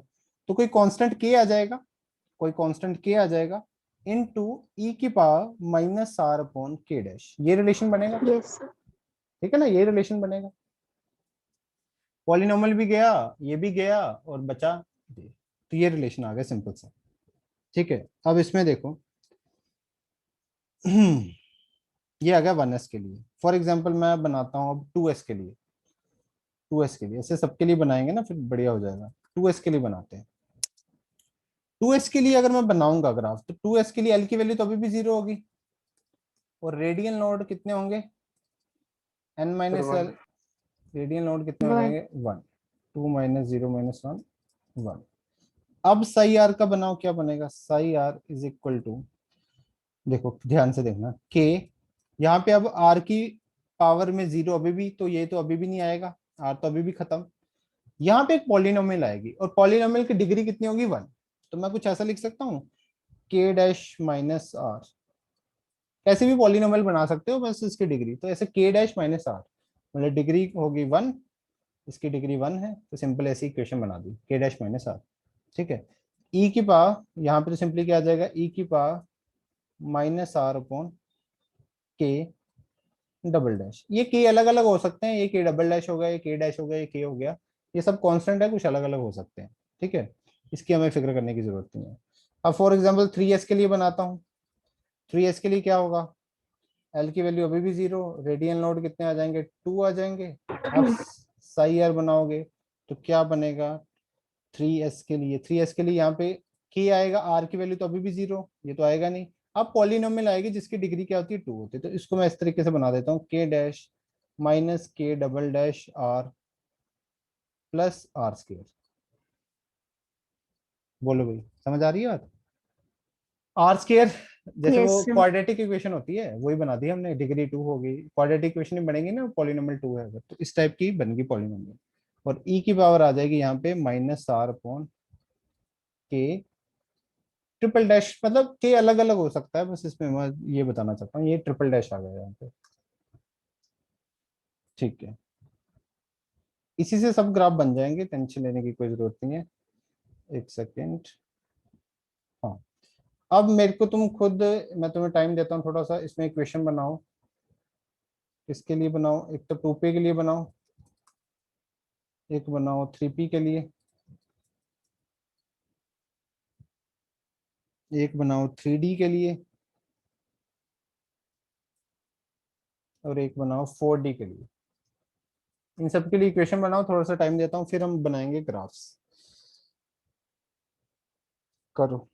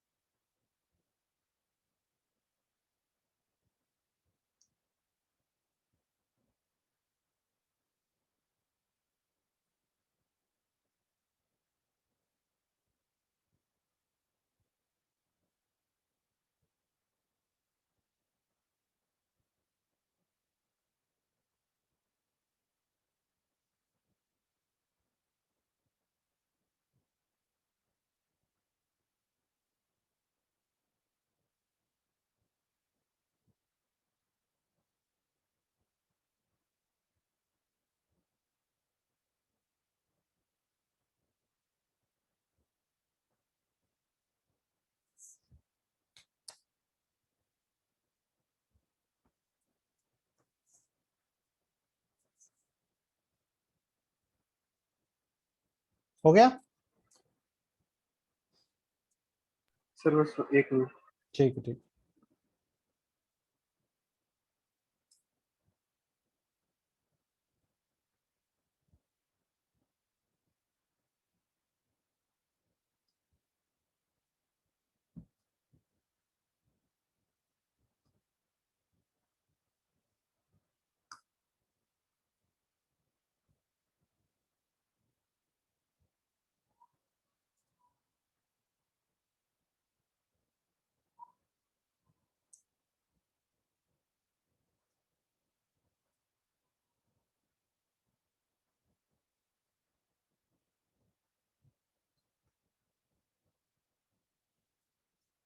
सर हो गया। ठीक है, तो एक बार मैं लिखता हूँ, फिर वेरीफाई कर लेना। इसके लिए 2p के लिए अगर देखें तो अब l की वैल्यू 1 हो गई है, रेडियल नोड निकालेंगे n minus l minus one, तो 2 माइनस वन माइनस वन, तो रेडियल नोड आएंगे 0। तो साई आर का एक्सप्रेशन जो बनेगा, अब देखो एक्सप्रेशन में चेंज क्या आएगा यहाँ पे, कहाँ गया, हाँ, तो r की वैल्यू 1 आएगी। अब r वाला कंपोनेंट साथ में आएगा, अब r साथ में आएगा, पहले r नहीं आ रहा था क्योंकि s के लिए r की वैल्यू सब में, सॉरी l की वैल्यू 0 थी, तो r के पास 0 1 बन रहा था r में, अब r आएगा। ठीक है, यहाँ पे रेडियल नोड 0 है, तो ये वाला पॉलिनोमियल तो गायब और साथ में ही आ जाएगा। तो बेसिकली यहाँ पे 2p का एक्सप्रेशन जो बनेगा that is k into r e की power minus r upon some k dash. ठीक है, यही आया सबका, बोलो। Yes sir. Very good. Next देखते हैं 3p के लिए, l की वैल्यू अभी भी 1, रेडियल नोड ऑब्वियसली 1 आ जाएगा। ठीक है, तो साई आर का एक्सप्रेशन बनाएंगे। तो अभी 3p के लिए फिर से के आर, आर तो आएगा ही क्योंकि अब l 1 है तो r तो आएगा, तो अब पॉलिनोमियल आ जाएगी वही k dash minus r into e minus r upon k double dash. Simple है भाई, देखो कोई दिक्कत ही नहीं। मैंने कहा ना, एक बार आ गया तो बस खेल बन जाएगा। ये दिखने में कॉम्प्लेक्स लगती हैं चीजें, क्योंकि मुझे वही आज मतलब ये मेरे लिए सबसे, पूरी केमिस्ट्री का सबसे अजीब लेक्चर होता है मेरे लिए, कि बच्चों को पता नहीं समझ आएगा या नहीं आएगा। दिखने में ऐसा लग रहा है कोई कोई दूर से कोई देखेगा ये पता नहीं क्या ही पढ़ रहे हैं आज, पता नहीं क्या टॉपिक चल रहा है, कितना हाई लेवल की बातें कर रहे हैं, बट है सिंपल है अगर हम देखेंगे। क्वेश्चन जो होते हैं वो एडवांस में भी इसी टाइप के आते हैं, वो क्वेश्चन वगैरह भी हम लेंगे एडवांस वाले भी, बट आज टॉपिक समझ लेते हैं, नेक्स्ट क्लास में हम क्वेश्चन ले लेंगे एडवांस वाले।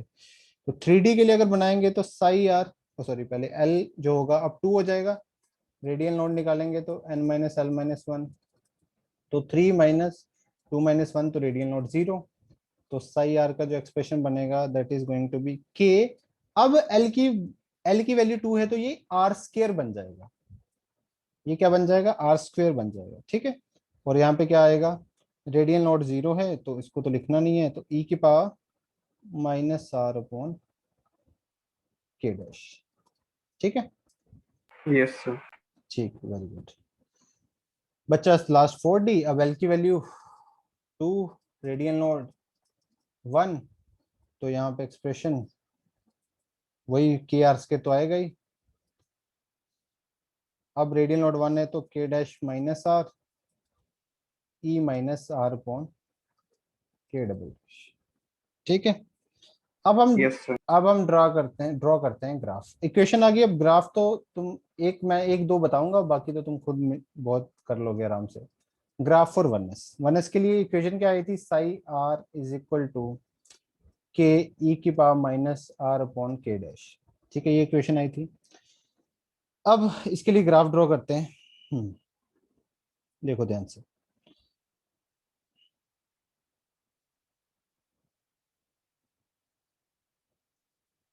इसको ले लो साई आर इस तरफ,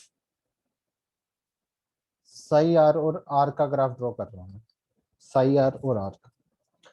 जब आर 0 है, अगर मैं आर की जगह 0 पुट कर दूं तो साई आर किसके इक्वल आ जाएगा, के साई आर के इक्वल, तो ग्राफ यहां से स्टार्ट होगा। ग्राफ कहां से स्टार्ट होगा, यहां से स्टार्ट होगा, और ये जो है वो क्या है, के। ये चीज किसके इक्वल है, क्योंकि तुम इसकी जगह 0 पुट करो तो साई, तो मतलब जब जब ये आर 0 है तो ये के आ गया ना, समझ रहे बात को, ये के आ गया, तो यहां से ग्राफ स्टार्ट यस होगा। सर। फिर जब आर की वैल्यू बढ़नी स्टार्ट होगी तो एक्सपोनेंशियल डिके होगा, बिकॉज दिस इज ई की पावर माइनस है, ई की पावर माइनस, पॉजिटिव में होता तो एक्सपोनेंशियल वो बढ़ती है, एक्सपोनेंशियली बढ़ती है चीज, पर यहाँ पे एक्सपोनेंशियली डिके होगा। एक्सपोनेंशियली यहाँ से एकदम से कम होगा, डिके होगा, और यहाँ पे इस तरीके से जीरो कभी नहीं होगा। ये साई आर की वैल्यू कभी जीरो नहीं होगी, टच कभी नहीं करेगी, इसको कट कभी नहीं करेगी, इस तरह से जीरो को टेंड करेगी, जीरो को टेंड करेगी। ये ग्राफ थोड़ा अच्छा नहीं बन रहा पेन टाइप से, तो मैनेज कर लेना, ठीक है। तो इस तरीके से ग्राफ चलेगा, एक्सपोनेंशियल डिके होगा, and this particular thing is equal to k, यहाँ से लेके यहाँ तक। क्लियर हुई ये चीज? अब मान लो, अब ये ग्राफ तो होगा नॉर्मल रेडियल वेव फंक्शन का, बट मेरे को तो चाहिए एक्चुअल में प्रोबेबिलिटी डिफाइन करने के लिए ग्राफ किसका किसका बनाना पड़ता है, साई स्क्वायर आर का, तभी तो प्रोबेबिलिटी वाला सीन पता चलेगा, ठीक है। तो अब साई स्क्वायर आर की इक्वेशन अगर मेरे को, ऑब्वियसली मेरे को अब साई स्क्वायर आर की इक्वेशन चाहिए, तो साई आर की इक्वेशन तो आई ऑलरेडी नो, इसका स्क्वायर करना पड़ेगा, इसका स्क्वायर करोगे तो क्या बन जाएगा, स्क्वायर करने के बाद के का स्क्वायर होगा, वो कुछ कांस्टेंट चेंज हो जाएगा, के डैश बन गया, ई की पावर क्या बन जाएगी, -2r अपॉन -2r अपॉन कुछ, यहाँ पे के, कुछ के और आ जाएगा। और एक्चुअली मैं इसको इसको डिफाइन करना है अभी, चलो वो मैं करूंगा बाद में। इस तरह से अभी फिलहाल इस तरह से मानो ये चीज बन जाएगी, ठीक है, स्क्वायर करने पे, अगर मैं इसको स्क्वायर करूंगा तो। अब देखो, अब अगर r जीरो है, अब अगर r जीरो है तो तब भी ये वैल्यू यहाँ से कहीं से स्टार्ट होगी, और ये पोर्शन क्या होगा, के डैश होगा, फिर यहाँ से फिर से वही क्या होगा, एक्सपोनेंशियल डिके होगा, सेम उसी तरह का ग्राफ आएगा, इसी टाइप का ग्राफ आएगा, बस यहाँ पे ये वैल्यू जो है के डैश हो जाएगी।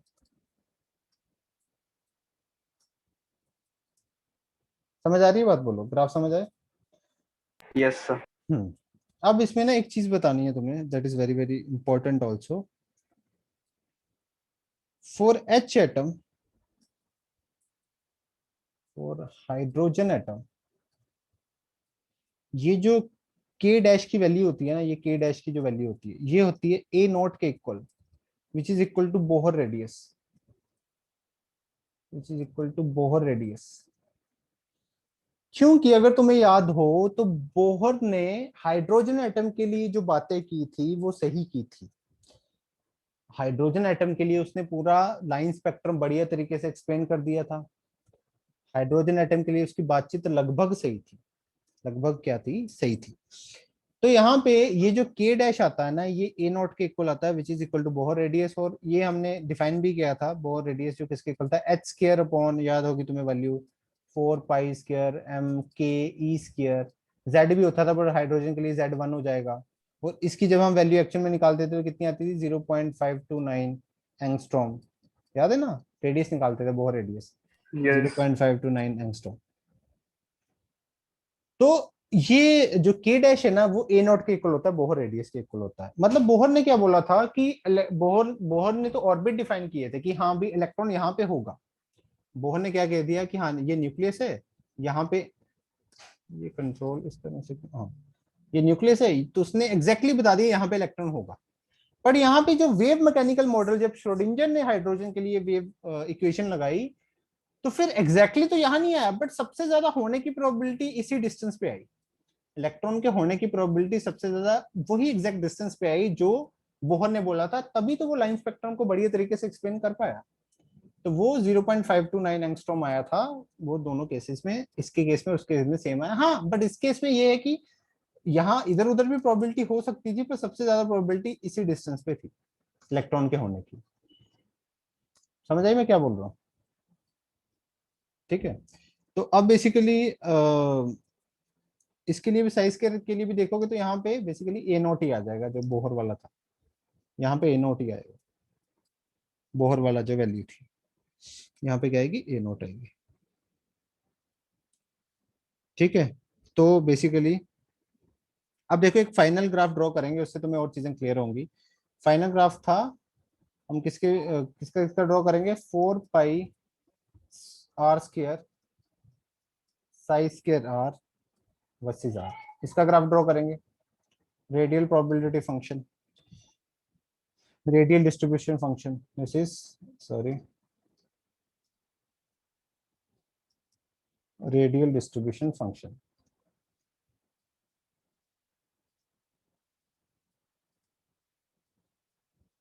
रेडियल डिस्ट्रीब्यूशन फंक्शन, ठीक है। तब देखो अब यहाँ पे क्या चीज बनेगी, अब मैं ग्राफ ड्रॉ करूंगा, मान लो 4 pi square 4 pi r square psi square r का r के वर्सेस ग्राफ ड्रॉ करें। ठीक है, अब देखो 4 पाई r स्क्वायर, इसको मैं इस एक्सप्रेशन को देखते हैं ये क्या बन जाएगा, जो कि वाई एक्सिस पे आ रहा है। y क्या बन जाएगा, मतलब ये y एक्सिस पे आ रहा है ना, तो ये वैल्यू एक्चुअल में क्या बन जाएगी, क्या है 4 pi r square psi square r है। इसको मैं, इसको पूरे को k बोल दो, 4 पाई ये पूरा k ही हो गया, जो k को सारा मिक्स करके कुछ कांस्टेंट बन गया ना, 4 पाई भी कांस्टेंट है, सबको मिक्स करके कुछ कांस्टेंट बन गया। आर स्क्वायर का आर स्क्वायर आ गया, साई स्क्वायर आर की वैल्यू अभी हमने लिखी क्या है, e minus 2r upon a naught. Psi square r की वैल्यू ये थी ना, साई स्क्वायर आर की वैल्यू क्या थी, k डैश e की power minus 2r upon a naught. अब यहाँ पे साई स्क्वायर आर की वैल्यू पुट करोगे, ये आ जाएगी वो k डैश, और ये k डैश और 4 पाई मिलके कुछ और कांस्टेंट बन गया k, ये कुछ होगा। ठीक है, और साथ में ये आर स्क्वायर आ गया और ये आ गया। बोलो ठीक है। Yes sir. हाँ, अब इसका ग्राफ ड्रॉ करेंगे, तो अब इसका ग्राफ किस तरीके से आएगा, देखो इस फैक्टर को हम बोलते हैं, जो एक्सपोनेंशियल टर्म से पहले फैक्टर होता है, इसको हम बोलते हैं pre exponential factor. Pre exponential factor, इसको हम क्या बोलते हैं भाई, प्री एक्सपोनेंशियल फैक्टर।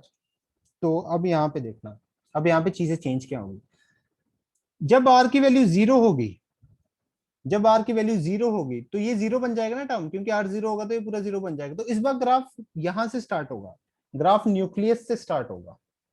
इस बार ग्राफ कहां से स्टार्ट होगा, ग्राफ न्यूक्लियस से स्टार्ट होगा। यहाँ पे क्या हो रहा था, ग्राफ यहाँ से स्टार्ट हो रहा था दोनों केसेस में, ग्राफ क्या हो रहा था, यहाँ से स्टार्ट हो रहा था दोनों केसेस में।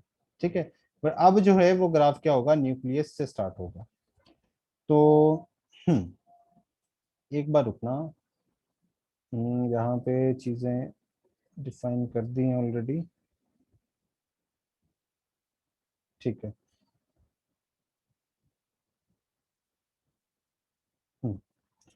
ठीक है, तो अब न्यूक्लियस से स्टार्ट होगा, क्योंकि आर की वैल्यू जीरो पुट करोगे तो पूरा टर्म जीरो बन जाएगा। अब न्यूक्लियस से स्टार्ट होगा, फिर उसके बाद क्या होगा, जब आर की वैल्यू बढ़नी स्टार्ट होगी तो ये टर्म बढ़ने लग जाएगी, और इसका एक मैक्सिमा आएगा। इस केस में क्या होगा, एक मैक्सिमा आएगा, यहाँ पे एक मैक्स, आर की वैल्यू पुट करोगे यहाँ पे तो ये बढ़नी स्टार्ट हो जाएगी, आर आर का स्क्वायर होगा तो ये बढ़नी स्टार्ट हो गई, फिर एक जगह पे एक मैक्सिमा आएगा। वो मैक्सिमा आने के बाद फिर से ये कम होनी स्टार्ट हो जाएगी, और फिर इस तरीके से चलने लग जाएगी, अप्रोच टू वही जीरो को अप्रोच करेगी इस तरीके से। फिर पहले ये जो बढ़ रही है value, this is because of r square, फिर कम होने लग गई ये एक्सपोनेंशियल फैक्टर की वजह से, फिर ये कम होने लग गई ई की पावर इसकी वजह से कम होने लगी, और फाइनली ये इस तरीके से फ्लैट हो जाती है, वो मतलब कट नहीं करेगी, सेम उसी की तरह। तो यहाँ पे ये जो मैक्सिमा आया है, दिस इज द मैक्सिमा। यहाँ पे ये जो मैक्सिमा, इस मैक्सिमा का मतलब क्या है, दिस मैक्सिमा इज बेसिकली, ये जो यहाँ से लेके यहाँ तक ये डिस्टेंस है, यही बेसिकली वो डिस्टेंस है 0.529 एंगस्ट्रॉम, क्योंकि यहाँ पे इस पर्टिकुलर जगह पे probability of finding the electron is maximum.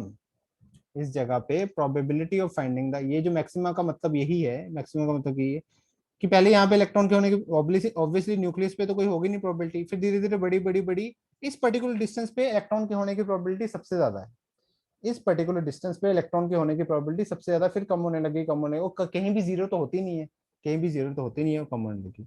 और ये हम ग्राफ किसके लिए ड्रॉ कर रहे हैं, 1s के लिए ड्रॉ कर रहे हैं, ध्यान से अगर तुम्हें बताओ ये ग्राफ हम किसके लिए ड्रॉ कर रहे हैं, इसलिए यहाँ पे, क्योंकि आगे जब हम ग्राफ ड्रॉ करेंगे तो नोड भी आएंगे बीच बीच में नोड भी आएंगे, तो नोड में क्या होता है, probability of finding the electron zero हो जाता है। नोड में क्या होता है, probability of finding the electron क्या होता है, जीरो हो जाता है। तो ये ग्राफ इसको टच भी करेगा, यहाँ पे कहीं ये ग्राफ टच भी करेगा इस एक्सिस को, क्योंकि जहां पे जीरो हो जाएगा वहां पे टच भी करेगा ना ये, तो वो आगे ग्राफ्स देखेंगे तब क्लियर होगा। ठीक है, तो ये बेसिकली डिस्टेंस आएगा, ये यहाँ से लेके यहाँ तक, और ऑब्वियसली उसके लिए क्या बोलते हैं, स्पेशली अगर बात करें हाइड्रोजन एटम के लिए, तो ये जो वैल्यू होगी, दिस वैल्यू, ये बेसिकली वैल्यू ये किसके इक्वल होगी, एक second, this is going to be 0.529 angstrom, जिसको हम बोल सकते हैं आर मैक्स। ये क्या है? आर मैक्स है। What is r max? Basically जिस डिस्टेंस पे probability of finding the electron क्या है? मैक्सिमम है। तो वो हाइड्रोजन एटम के लिए this is going to be 0.529। समझ आई बात? और Yes, sir. Yes, sir. हाँ, एक और तरीका है, एक और तरीका होता है इसको फाइंड करने का, एक और तरीका होता है इसको फाइंड करने का अकॉर्डिंग टू द ग्राफ बात कर रहा हूँ। अगर मैं इसकी डिफरेंशिएशन कर दूं, क्या बोलते हैं, उसी एक्सप्रेशन की अगर डिफरेंशिएशन करके उसको जीरो के इक्वल कर दूं, ठीक है, तो तब भी हम इसका मैक्सिमा फाइंड कर सकते हैं। अगर ग्राफ के point of mathematical point of view से बोलूं, तो मैं अगर क्या करूं, देखो इस चीज को भी कर ही लेते हैं, जस्ट अ सेकेंड।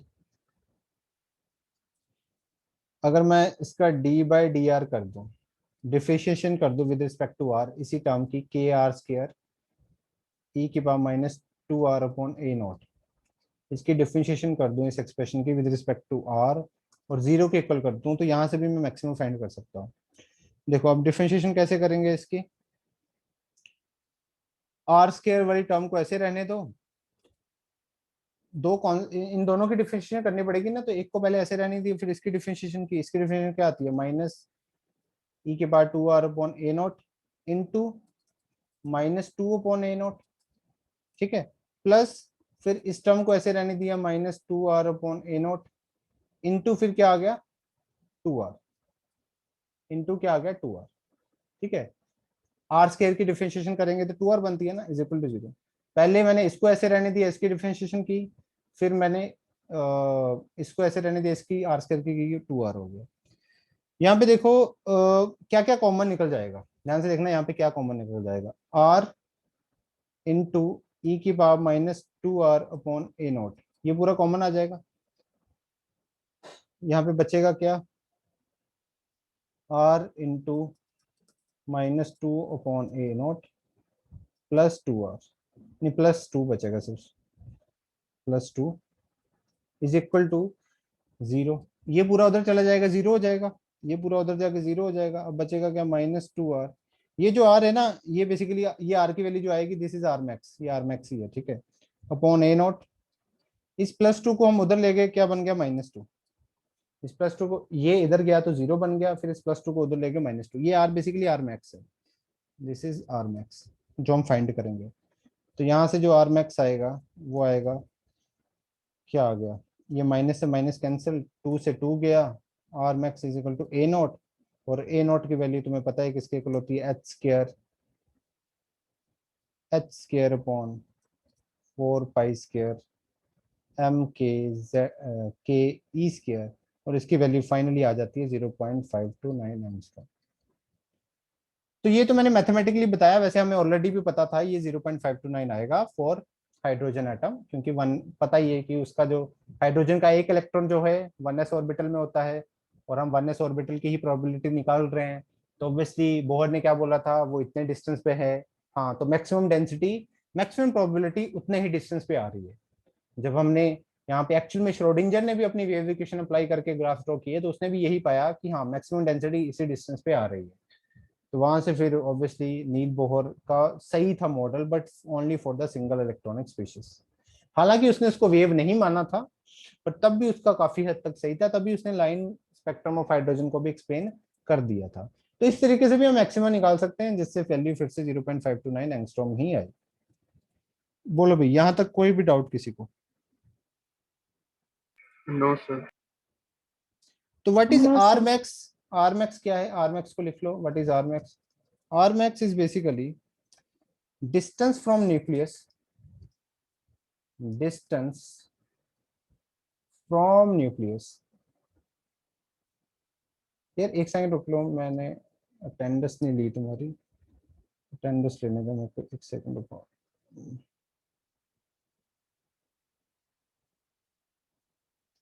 ठीक है, sorry, distance from nucleus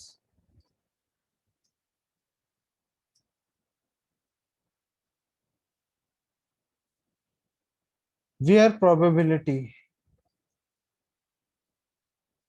where probability of finding electron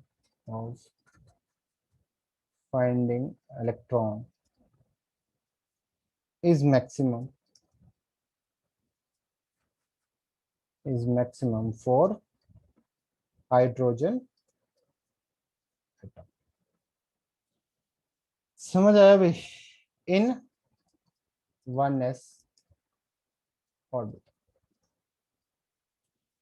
ठीक है भाई, तो आज का लेक्चर यहीं पे रखते हैं। घर जाके तुम्हारा काम क्या है, एक तो ट्यूसडे तक वो शीट कर लेना पूरी, ठीक है? एक तो वो ध्यान रखना ट्यूसडे तक वो शीट हो जाए मेंस वाली पूरी, ताकि मैं एडवांस की शीट आगे सेंड कर दूं तुम्हें। इसको अच्छे से तुम्हें पढ़ना है एक बार इन नोट्स को जाके घर में। बहुत ज्यादा इंफॉर्मेशन हुई है आज, बहुत ज्यादा कुछ पढ़ा है, अच्छे से घर पे पढ़ना है। और हो सके तो इस लेक्चर की रिकॉर्डिंग फिर से देखना। कुछ भी कंफ्यूजन आए तो नेक्स्ट लेक्चर में पूछना। सिंपल है, कोई ज्यादा दिक्कत वाली बात नहीं है। बस क्या करना है, इस इक्वेशन को अच्छे से रट्टा मार लेना है। हमारा सिंपल सा काम क्या है, इस इक्वेशन को रट्टा मारना। बाकी ग्राफ्स वगैरह उससे बन जाएंगे, इक्वेशन हो जाएगी सॉल्व। इसका मतलब समझ आ गया, इन सब पार्ट्स का समझ आ गया। थोड़ा बहुत हमने इस पार्ट को थोड़ा याद रख लेना, because it is particularly mentioned in NCERT. ये हमने कर लिया कि हमने फैक्टराइज कर लिया था 2 पार्ट में। इसकी बात हम बिल्कुल नहीं कर रहे अभी, हम इसको अच्छे से कर रहे हैं, और यही अच्छे से करना है। ये तो ज्यादा नहीं आता, ये थोड़ा बहुत हम लास्ट में बात करेंगे, ठीक है? और ये सब जो भी हमने बातें की थी, लैप्लेसियन ऑपरेटर, हैमिल्टोनियन ऑपरेटर, इसको अच्छे से देख लेना। एक बार फिर से लेक्चर को देखना, ठीक है? मुझे पता है कईयों को थोड़ा ऊपर से गया होगा, ये लेक्चर कम समझ में आया होगा, पर फिर भी ट्राई करना थोड़ा एक बार फिर से रिवाइज करने की, ठीक है? तो ये यस सर। 1-2 लेक्चर थोड़ा सा डिफिकल्ट होता है एटॉमिक स्ट्रक्चर का, क्योंकि इसमें थोड़ा क्वांटम फिजिक्स, थोड़ा फिजिक्स, ये वो काफी ज्यादा मैथमेटिक्स, ये वो ग्राफ, काफी कुछ होता है। तो एक बार अच्छे से पढ़ लेना इसको, ठीक है? डाउट आए तो पूछ यस लेना। सर। Okay sir. के कोशिश करना 2s के, 3s के, 2p के, 3p के ग्राफ ड्रॉ करने की घर पे, अगर टाइम मिले तो, ठीक है? फिर नेक्स्ट क्लास में हम सबके ग्राफ ड्रॉ करेंगे, ठीक है? यस तो ओके सर। हमारा ये चैप्टर पूरी तरह से हो जाएगा खत्म, ठीक है? चलो भाई, आज के लेक्चर के लिए इतना है, फिर मिलते हैं नेक्स्ट लेक्चर पे। तब तक के लिए बाय बाय। लिखना तो नहीं है कुछ किसी ने? हो गया ना? लिखना है तो स्क्रीनशॉट ले लो, ठीक है? चलो, ओके, बाय बाय।